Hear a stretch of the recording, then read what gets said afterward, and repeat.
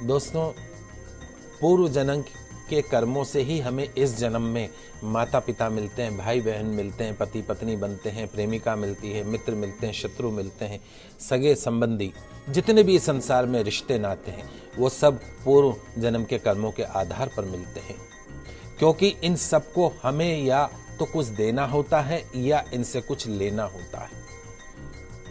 वैसे ही संतान के रूप में, ध्यान से सुनिएगा, बहुत इंपॉर्टेंट चीज बात बता रहा हूं। संतान के रूप में हमारा कोई पूर्व जन्म का संबंधी ही, हमारा कोई रिश्तेदार आकर हमसे जन्म लेता है।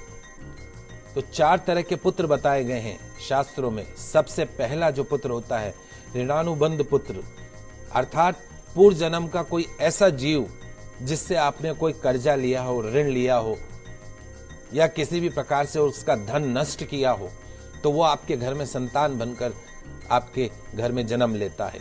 और आपका जो धन है वो या तो बीमारी में या व्यर्थ के कार्यों में तब तक नष्ट करता है जब तक कि उसका हिसाब पूरा ना हो जाए। कहते हैं कि जो किया है वो भुगतना ही है, चाहे इस जन्म में चाहे अगले जन्म में। दूसरा जो पुत्र होता है वो होता है शत्रु पुत्र।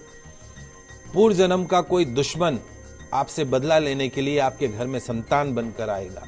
बड़ा होने पर माता पिता से जो मारपीट करते हैं, झगड़ा करते हैं, सारी जिंदगी हमेशा उसको सताते रहते हैं, हमेशा कड़वा बोलकर माँ बाप की बेइज्जती करते हैं, दुखी करते हैं, ऐसे जो पुत्र होते हैं वो शत्रु पुत्र होते हैं। वो भी पूर्व जन्म का कष्ट है जो आप भोग रहे हैं। तीसरा, उदासीन पुत्र। इस प्रकार की जो संतान होती है वो न तो माता पिता की सेवा करती है, ना ही कोई सुख देती है। मोक्ष धाम में भी जाके और वहां जो क्रियाकर्म करने वाले लोग होते हैं उनको पैसे देते थे कि माँ बाप का अंतिम संस्कार कर देना, बाकी हम कुछ नहीं करने वाले।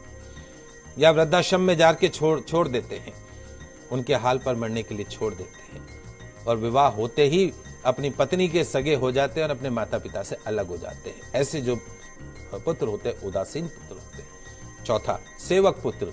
पूर्व जन्म में यदि आपने किसी की खूब सेवा की है तो अपनी की हुई सेवा का ऋण उतारने के लिए, आपकी सेवा करने के लिए पुत्र बनकर आता है।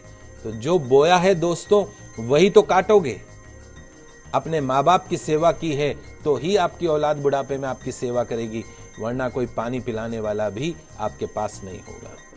और साथ ही आप ये ना समझे कि ये सब बातें केवल हम मनुष्यों पर लागू होती है।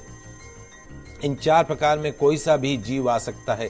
जैसे आपने किसी गांव की निस्वार्थ भाव से सेवा की है तो वो भी पुत्र या पुत्री बनकर आ सकती है।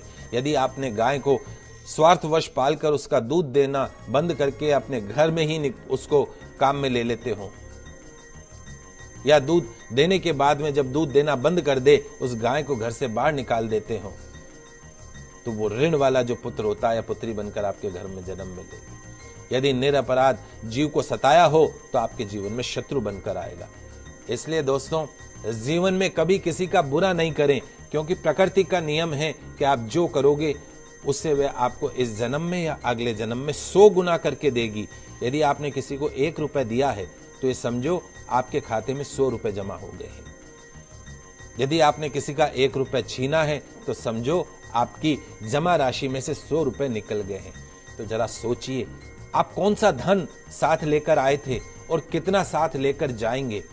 जो चले गए वो कितना सोना चांदी साथ ले गए। मरने पर जो सोना चांदी धन दौलत बैंक में था वो बैंक में ही पड़ा रह गया, व्यर्थ कमाया समझो। तो कहते हैं पूत कपूत तो क्यों धन संचय और पूत सपूत तो क्यों धन संचय। औलाद अगर अच्छी है, लायक है, तो कुछ भी छोड़कर जाने की जरूरत नहीं, खुद ही कमा खा लेगा। और बिगड़ी और नालायक औलाद है तो उसके लिए जितनी मर्जी धन छोड़कर जाओ, चंद दिनों में सब बर्बाद करके चैन लेगा।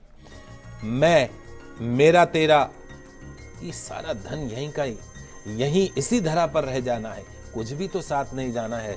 तेरे साथ है दोस्त, साथ तेरे सिर्फ तेरी नेकियां ही जाएंगी। बड़ी अच्छी एक गीत की लाइन थी कि बचपन बीता आई जवानी और बुढ़ापा आएगा, आखिरी मंजिल जब आएगी मुंह तकता रह जाएगा। इसलिए अभी से बोलिए जय